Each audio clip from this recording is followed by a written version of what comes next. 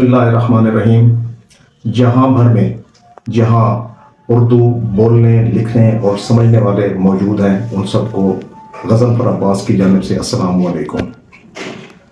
ناظرین، آج میں اپنے پہلے ویلاگ کا آغاز کر رہا ہوں اور اس ویلاگ میں آپ کو اس وقت جو کرنٹ سچویشن ہے، انٹرنیشنل سینیریو جو چل رہا ہے شام سے متعلق، اس پر اپنا یہ تجزیہ پیش کرتا ہوں۔ ناظرین، یہ قضیہ دراصل جو ابھی تازہ شروع ہوا ہے، یہ ہوا ہے 1 دسمبر یا اس سے 1-2 دن پہلے۔ اب اس وقت جو سیریا میں بشار الاسد کی گورنمنٹ تھی، اس کو ڈی اسٹیبلائز کرنے کے لیے ٹرمپ کے بیانات پہلے ہی آ رہے تھے، اور ٹرمپ کے ان بیانات کو آپ نے بھی اخبارات میں یا میڈیا میں دیکھا اور پڑھا ہوگا، جس میں وہ یہ کہہ رہا تھا کہ اب ہم مشرق وسطیٰ کا نقشہ تبدیل کرنے جا رہے ہیں۔ تو اس نقشے کی تبدیلی سے متعلق لوگوں کو بالکل نہیں پتہ تھا کہ وہ تبدیلی سیریا میں ہونی ہے، عراق میں ہونی ہے، قطر میں ہونی ہے، لبنان میں ہونی ہے، یمن میں ہونی ہے، UAE میں ہونی ہے، یا کس ملک میں ہونی ہے۔ اس کے بارے میں حتمی طور پر کچھ نہیں کہا گیا تھا، لیکن انڈیکیشنز یا کچھ ایسے اشارے مل رہے تھے کہ یقیناً یہ تبدیلی جو ہے اس کا آغاز سیریا سے ہوگا، اور اس کے اس بیان کی روشنی میں تو 1 دسمبر سے اس کا آغاز جو ہے وہ شروع ہو گیا۔ اور آپ لوگوں نے دیکھا کہ جو مختلف ملیٹنٹ گروپس تھے سیریا کے اندر، وہ بڑی تیزی کے ساتھ ایڈوانسمنٹ ان کی جانب تھی، ان کی طرف سے کی جا رہی تھی، اور وہ جس علاقے پر پہلے سے موجود اور قابض تھے وہاں سے نکل کے حکومتی کنٹرول جو شامی افواج کے زیر کنٹرول علاقے تھے ان کی طرف انہوں نے تیزی کے ساتھ بڑھنا شروع کر دیا تھا۔ اور اس کے رسپانس میں شام کی فوج نے کہیں بھی اپنی مزاحمت نہیں دکھائی، بلکہ ان باغیوں کی آمد سے پہلے ہی انہوں نے ان علاقوں کو جو مضافات تھے مختلف عام شہروں کے، جیسے حمص تھا، حما تھا، عدلب تو آلریڈی ان کے وہ اس میں تھا، قبضے میں تھا، بلاسٹ جو ہے ابھی دمشق میں آج ہوا۔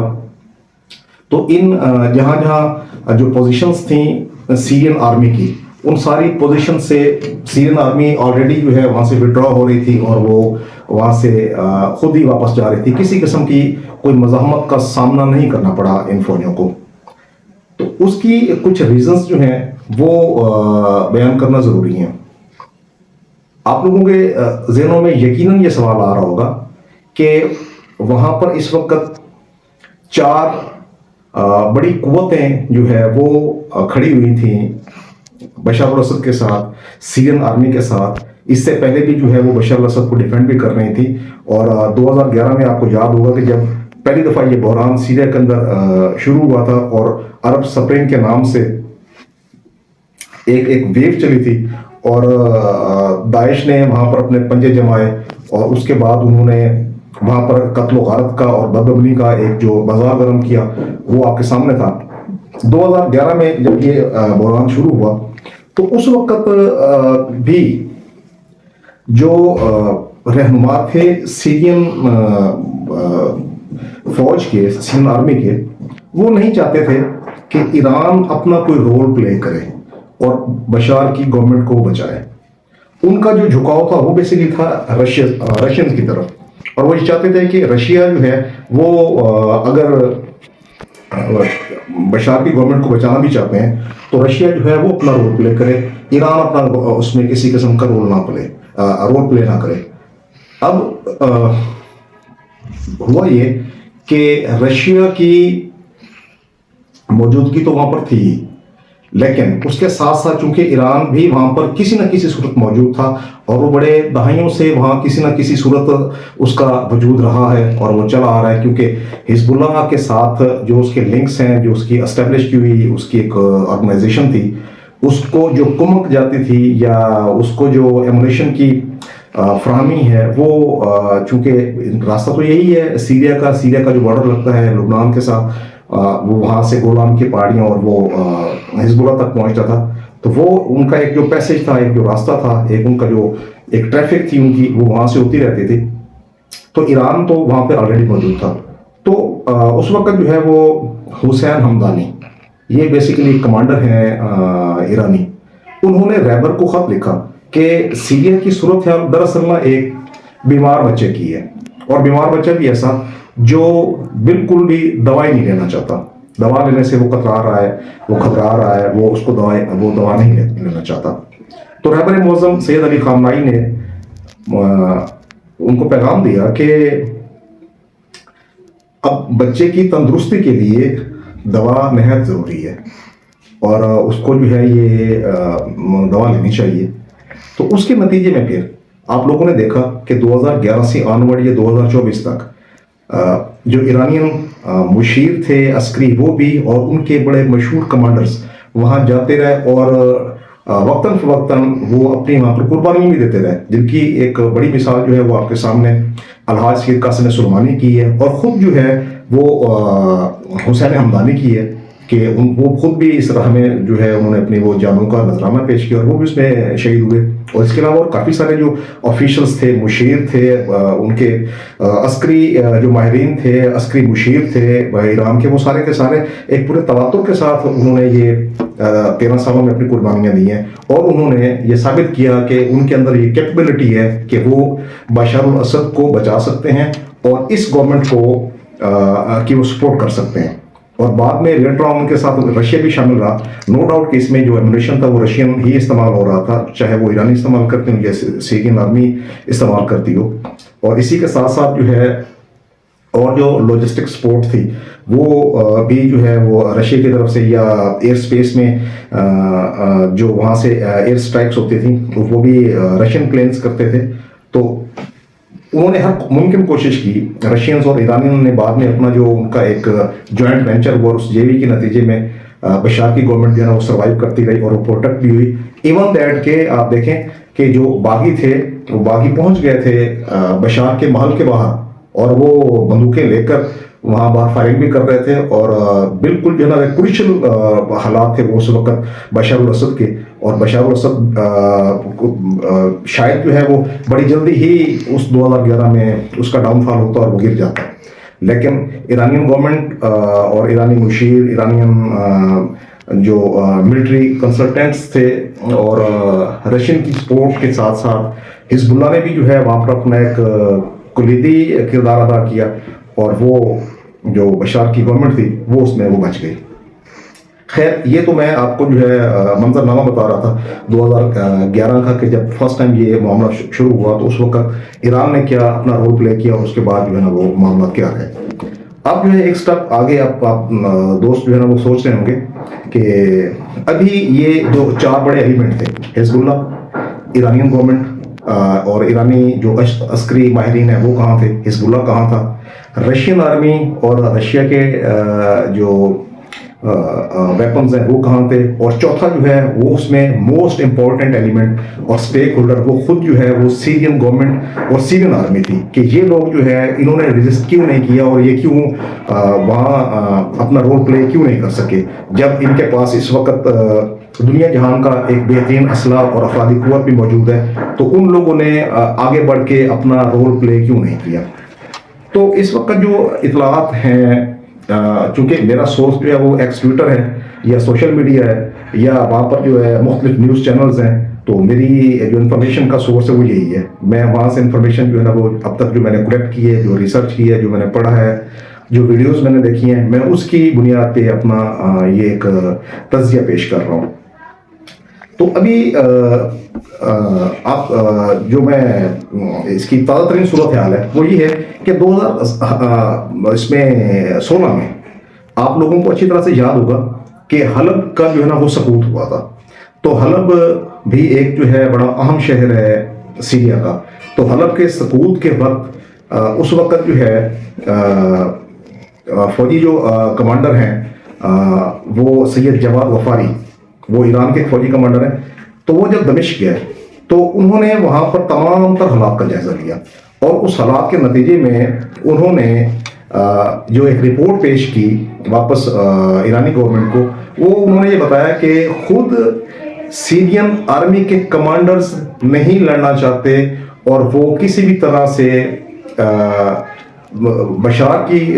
الاسد کی گورنمنٹ کو سپورٹ نہیں کرنا چاہتے اور وہ بشار کی گورنمنٹ کو طول بھی نہیں دینا چاہتے.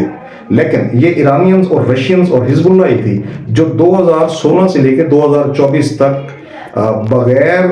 سیرین آرمی کی سپورٹ کے وہاں انہوں نے حکومت کو قائم رکھا بشار الاسد کی. اور ایون دیٹ کہ انہوں نے ایک اور جو خوفناک انکشاف کیا وہ یہ تھا کہ جو ان کے جو الائز تھے سیرین گورنمنٹ کے، ان میں آپ کہہ سکتے ہیں کہ رشینز اور ڈیفینیٹلی ایرانینز ہی تھے، تو خود جو ہے وہ سیرین آرمی کے کمانڈروں نے اپنے اتحادیوں کے جو اہم کمانڈرز تھے ان کو انہوں نے شہید کروایا. خود انہوں نے جو ہے ان کو شہید کروانے میں، ان کو مروانے میں، ان کے مشیروں کو جو ہے وہ ان کی اسیسینیشن میں انہوں نے اپنا کلیدی کردار ادا کیا. وہ خود کر دیتے یا اسرائیل سے کروا دیتے یا باغیوں سے کروا دیتے، تو یہ وہاں پر جو ہے نا یہ سلسلہ وہ خود ایک چلتا رہا. تو اب جو ہے وہ 2016 میں جو ہے یہ جواد غفاری جو کمانڈر ہیں انہوں نے یہ تجزیہ اپنا پیش کیا تھا. خیر اب بھی یہی ہوا کہ اب بھی چونکہ بشار الاسد کو اس بات کا اندازہ ہوا کہ اس کی جو فوج ہے وہ اس کے ساتھ نہیں ہے اور وہ اس کے ساتھ لڑنا، وہ اس کے مخالفین کے ساتھ لڑنا نہیں چاہتے، اور خود عوام الناس کا ایک بہت بڑا طبقہ جو پبلک ہے وہ خود بھی جو ہے اپنے آپ کو بشار کی گورنمنٹ کے نیچے زندگی نہیں گزارنا چاہتے وہ، اور وہ اسرائیل اور برطانیہ کے ہاتھوں وہ خود بک چکے ہیں اور وہ چاہتے ہیں کہ وہ اسرائیل اور برطانیہ کی گورنمنٹ ان پر آ جائے اور وہ ان کے تحت جو ہے وہ اپنی زندگیاں بسر کریں. اور جس کا نتیجہ آپ نے دیکھ لیا کہ عوام الناس اور اسی طرح سے جو ریبلز ہیں، باغی ہیں، ان گروہوں نے جو ہی وہاں موومنٹ اپنی شروع کی تو جو سیرین آرمی تھی ان کی طرف سے کسی قسم کی کوئی ریزسٹنس نہیں ہوئی. یقیناً آپ نے بھی ان ویڈیوز کو دیکھا ہوگا کہ جہاں پر جو آرمی بیسز تھیں وہ خالی پڑی ہوئی تھی. ایون دیٹ کہ ان کے جو پلینز ہیں، ان کے ایئر کرافٹ ہیں، وہ اپنے اپنے ہینگرز میں موجود تھے، وہاں کھڑے ہوئے تھے. انہوں نے ان کو بھی وہاں سے موو کرنا تک گوارا نہیں کیا. ان کے جو ٹینکس تھے انہوں نے وہاں سے وہ نہیں ہٹائے. ان کے جو فوجی گاڑیاں، بختر بند گاڑیاں، انہوں نے وہاں سے وہ نہیں ہٹائی ہیں. تو اس سے بالکل جو ہے یہ بات کلیئر ہو جانی چاہیے کہ جو گورنمنٹ ہے اس کو کسی قسم کی سپورٹ نہیں کی سیرین آرمی نے، اور سیرین آرمی کے آفیسر جو ہے وہ بک چکے تھے. اور اسی طرح سے پبلک بھی جو ہے، پبلک کے اندر جو ایک رائے عامہ قائم کی گئی کہ بشار الاسد وہ ظالم شخص ہے اور وہ سیریا کے حالات کے لیے بہتر نہیں ہے، اور اس کے رجیم کے اندر، اس کے دور کے اندر عوام جو ہے وہ بڑے تنگ رہے ہیں. تو اس طرح کی ایک کانسپیریسی تھیوریز جو ہے نا وہ قائم کر کے تو عوام الناس کے اندر بھی جو ہے وہ غلط اطلاعات پھیلائی گئیں اور عوامی سپورٹ جو ہے وہ نہ مل سکی بشار الاسد کو. اور آج صبح جو ہے، آج اتوار، چونکہ آج 8 دسمبر 2024 اور اتوار کا دن ہے، تو آج صبح پھر بشار الاسد ایک پرائیویٹ پلین میں بیٹھ کے تو وہ کسی نامعلوم مقام کی طرف چلے گئے. تو اس کی طرف سے بھی اب متضاد اطلاعات ہیں کہ وہ رشیا کی طرف گیا ہے. ابھی شام کو کچھ اطلاعات ایسی آئی ہیں کہ اس کا جو پلین تھا وہ جہاز ریڈار سے غائب ہو گیا. اچانک اس نے کوئی مخالف سمت میں ایک ٹرن لیا اور ٹرن لینے کے بعد وہ وہاں سے غائب ہو گیا. اور کچھ اطلاعات یہ بھی ہیں کہ وہ پلین جو ہے وہ مار گرایا گیا ہے کسی بھی قوت کی جانب سے، اور وہ بشار جو ہے اپنی منزل مقصود تک نہیں پہنچ سکا. خیر وجہ جو بھی ہو، اب بشار کا ہونا یا نہ ہونا وہ کوئی معنی نہیں رکھتا ہے. لیکن ایک بات ضرور ہے کہ بشار الاسد کے جانے کے بعد سیرین عوام کچھ عرصے کے بعد ان کو جو ہے وہ بشار کی بہت زیادہ یاد آئے گی، کیونکہ اب سیریا کے اندر کسی بھی طرح سے امن قائم نہیں ہو سکتا. اب حالانکہ گورنمنٹ سیریا کی جو ہے وہ نئی گورنمنٹ وہ بن بھی چکی ہے. یہ میرے سامنے ایک نام آیا ہے، محمد غازی الجلالی. یہ جو ہے سیریا کے اس وقت نئے وزیر اعظم مقرر ہوئے ہیں، اور ابو محمد جولانی، جن کی یہ آرگنائزیشن ہے HTS حیت تحریر الشام، تو اس کے وہ کمانڈر بھی تھے. اس سے پہلے یہ القاعدہ اور داعش کے بھی کمانڈر رہے ہیں. ان کی ہیڈ منی بھی لگی ہوئی تھی، خود امریکہ نے اس کی ہیڈ منی لگائی ہوئی تھی. تو آپ دیکھیں کہ یہ سیاست نیرنگی سیاست دوران، تو دیکھیے یہ علامہ اقبال کا وہ شعر مجھے یاد آ گیا. تو اب کس طرح سے جو ہے نا وہ رنگ بدل رہی ہے. اب یہاں پر جو ہے نا یہ ترکی نے جو ایک بڑا رول پلے کیا ہے اس گورنمنٹ کا تختہ الٹنے میں، اور یہ جو جہادی گروپ تھے ان کو سپورٹ کرنے میں اور ان کو آگے لانے میں، سینئر گورنمنٹ کو ڈسٹیبلائز کرنے میں اردوغان جو ہے وہ پیش رہا ہے. اب اس کے پس منظر میں اگر وہ دیکھا جائے، اس وقت جو امت مسلمہ کا سب سے بڑا مسئلہ تھا وہ تھا غزہ، فلسطین، مسجد اقصیٰ. اب مسجد اقصیٰ، غزہ اور فلسطین کی سپورٹ میں کبھی بھی جو ہے وہ اردوغان نے اپنا کوئی رول پلے نہیں کیا، ماں سوائے تقریروں کی حد تک. اور اس نے اسرائیل کے ساتھ جو اس کے ٹائز تھے وہ اسی طرح سے رہے ہیں، اور ان کو جو سپورٹ تھی ان کے ساتھ تجارت بھی رہی ہے. اس کا اسرائیل کا، ترکی نے اپنا سفارت خانہ بھی اسرائیل کے ترکی میں اپنا سفارت خانہ انقرہ کے اندر انہوں نے بند نہیں کیا.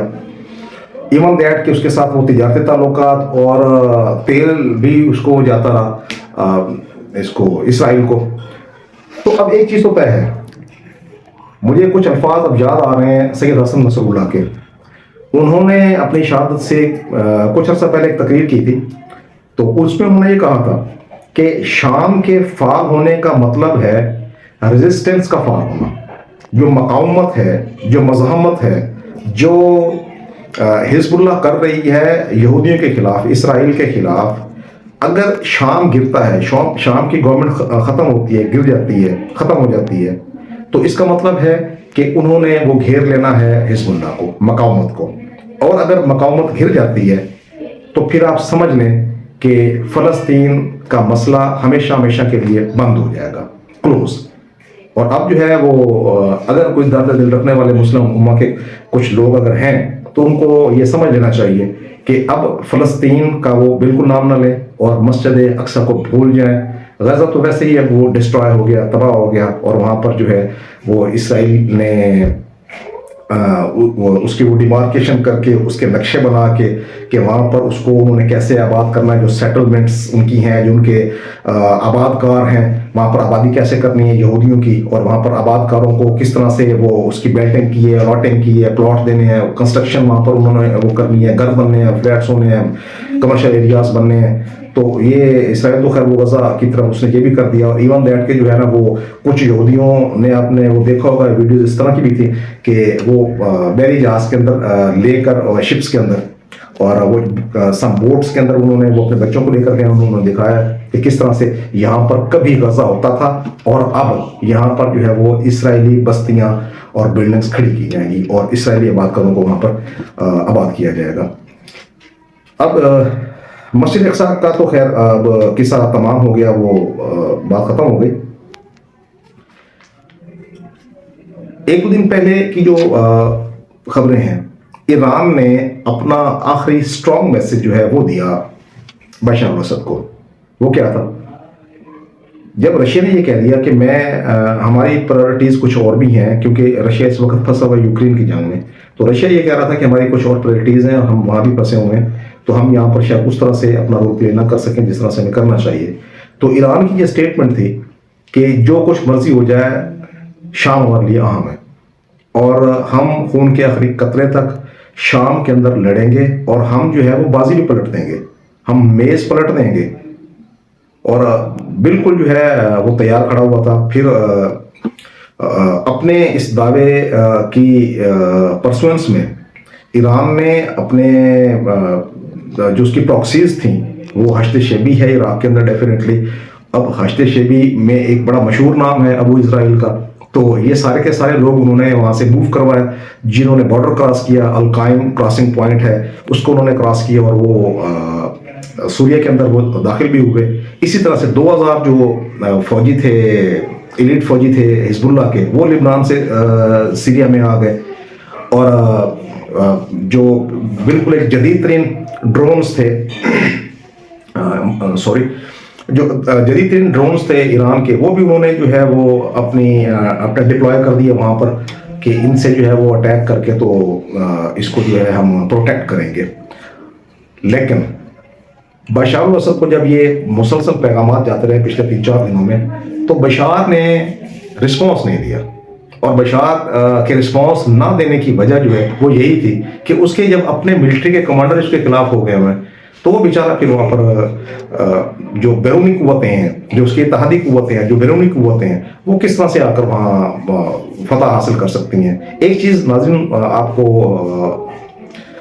پتہ ہونی چاہیے کہ جب تک انٹرنل سپورٹ نہ ہو کسی بھی ملک کے اندر کوئی بھی تحریک کامیاب نہیں ہو سکتی.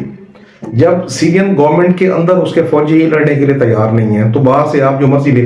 کر آ جائیں وہ کسی بھی طرح سے جو ہے وہاں پر ان کی جو گورنمنٹ تھی وہ قائم نہیں رہ سکتی تھی. خیر یہ سکوت ہو گیا. اب بشار کی خبریں کچھ ایسی بھی آ رہی ہیں کہ پلین جو ہے نا وہ آج اس کا کریش بھی ہوا. اس کریش ہونے کے نتیجے میں بشار اب اس دنیا میں نہیں رہے. یہ خبریں بھی میڈیا میں جو ہے نا وہ میں دیکھ رہا ہوں سرکولیٹ کر رہی ہیں اور وہاں پر وہ پھر رہی ہیں. لیکن اس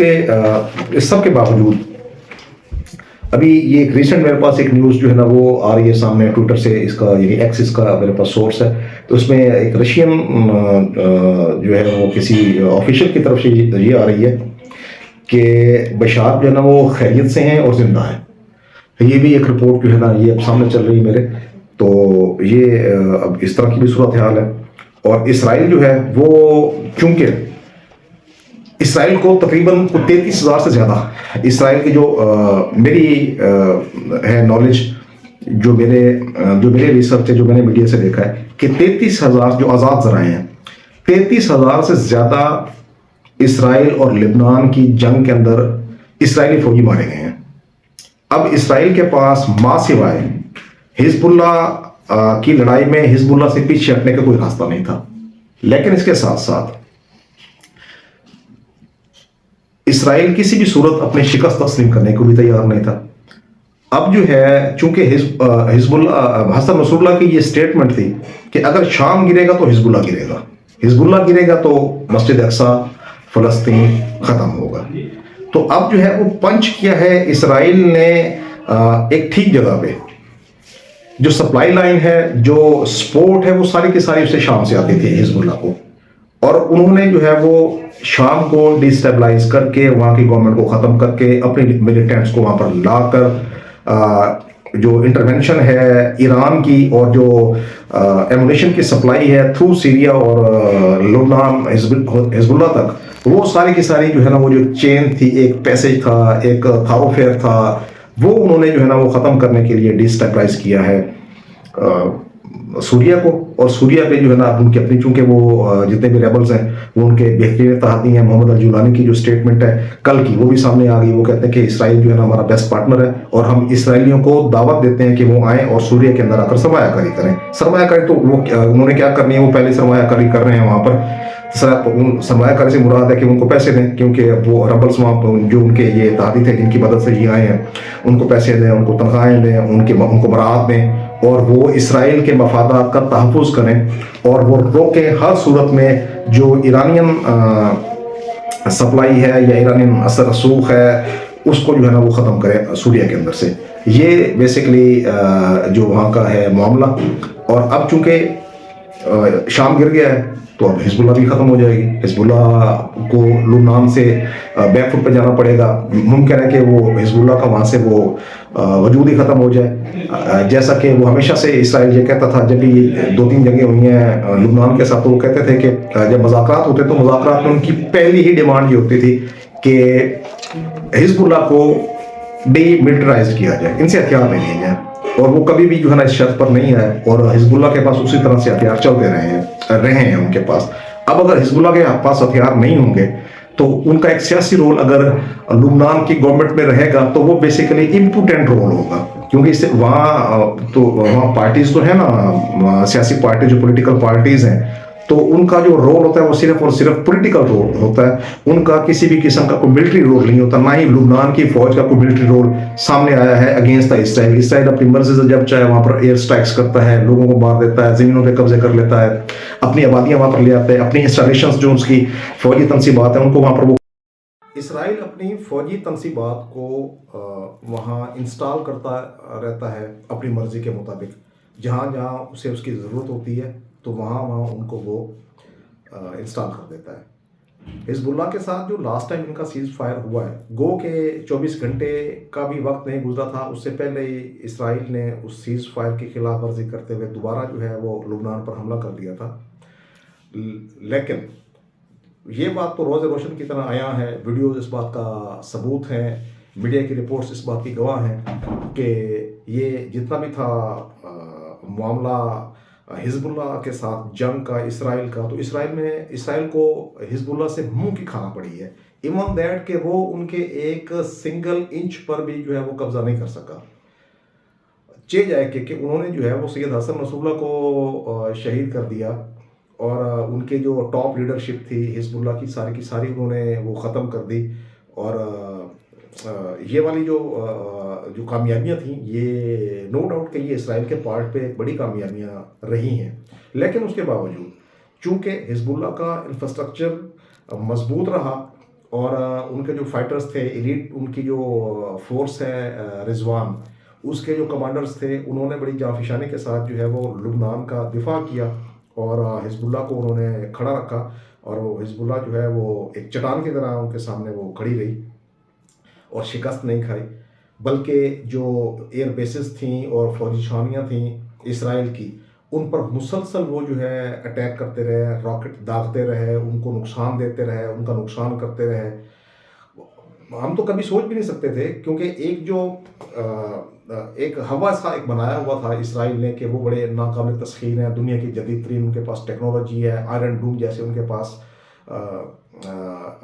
دفاعی نظام ہے جو ہر طرح کے ایئر سٹرائکس کو کا مقابلہ کرنے کے لیے بڑا کیپیبل ہے۔ تو یہ ساری کی ساری جو چیزیں تھیں، جو ان کا جو غرور تھا، جو ان کے جو دعوے تھے، یہ سارے کے سارے انہوں نے خاک میں ملا کے رکھ دیے۔ اب برکاوا ٹینک جو ہے وہ آپ دیکھ لیں کہ وہ تو کوئی ہزاروں کی تعداد میں، چاہے القسام بریگیڈ ہو، حماس ہو، حزب اللہ ہو، یہ انہوں نے جو ہے نا وہ ایسے اڑائے ہیں جیسے وہ کاغذ کے بنے ہوئے ہیں۔ اب الیاسین ان کا جو تھا حماس کے پاس، الیاسین 105 ان کا جو میزائل تھا، وہ داغتے تھے، اور وہ ٹینک کے یوں پر خرچے اڑتے تھے کہ جیسے وہ کاغذ کو آگ لگا دی جائے، جیسے وہ کاغذی کوئی ٹینک بنے ہوئے ہیں۔ اور اس کا پوری دنیا میں جو ہے وہ بڑا ڈھنڈورا پیٹا ہوا تھا اسرائیل نے کہ ہمارے پاس دنیا کے جدید ترین ماڈرن اور ناقابل تسخیر ٹینکس ہیں، تو ہم جو ہے اس کی بنیاد پر یہ جنگ بھی جیت لیں گے۔ اور وہ اس کو بیچتے بھی تھے، اپنے اسلحے کی وہ اس طرح سے پروپیگیشن کرتے تھے، اس طرح سے اس کو ایڈورٹائز کرتے تھے کہ دنیا کے مختلف ممالک جو ہے وہ اسرائیلی ٹیکنالوجی لینے کے لیے بالکل ان کے دروازے پر کھڑے رہتے تھے، اور ان کی یہ کوشش ہوتی تھی کہ وہ جو ہے ایٹ اینی کاسٹ وہ چیزیں وہ حاصل کر لیں۔ لیکن ان کی کلئی کھول کے رکھ دی حزب اللہ نے، حماس نے، القسام نے، اور ان کو جو ہے وہ پسپائی اختیار کرنے پہ اور ان کے غرور کو توڑنے میں انہوں نے ایک بڑا کلیدی رول پلے کیا۔ خیر، یہ اب تو ساری چیزیں قصہ پارینہ ہو گئیں۔ تو اب تک کا جو آج تک کی جو ڈیولپمنٹس تھیں سوریہ سے متعلق اور اس گورنمنٹ سے متعلق، اسد سے متعلق، میں یہ سمجھ رہا تھا کہ یہ ناظرین تک پہنچا دی ہیں، آپ لوگوں کی دلچسپی کا کیونکہ یہ سامان ہے۔ تو جو انفارمیشن میں نے آج سنڈے کو میں نے کلیکٹ کی ہے مختلف ذرائع سے اور مختلف میڈیا پلیٹ فارم سے، وہ آپ کے سامنے میں نے رکھی ہے۔ انشاءاللہ تعالیٰ میں اسی طرح سے کرنٹ افیئرس پر اپنی آئندہ بھی ریسرچ ورک اور جو مختلف میڈیا ہاؤسز ہیں ان سے جو ہے وہ لے کے، اور میں ان کو دیکھ کر، ان کو پڑھ کے اور ان کا انالیسس کر کے میں آپ لوگوں تک پہنچاتا رہوں گا۔ تو انشاءاللہ تعالیٰ ہم ملتے ہیں اگلے ولاگ میں، تب تک کے لیے خدا حافظ۔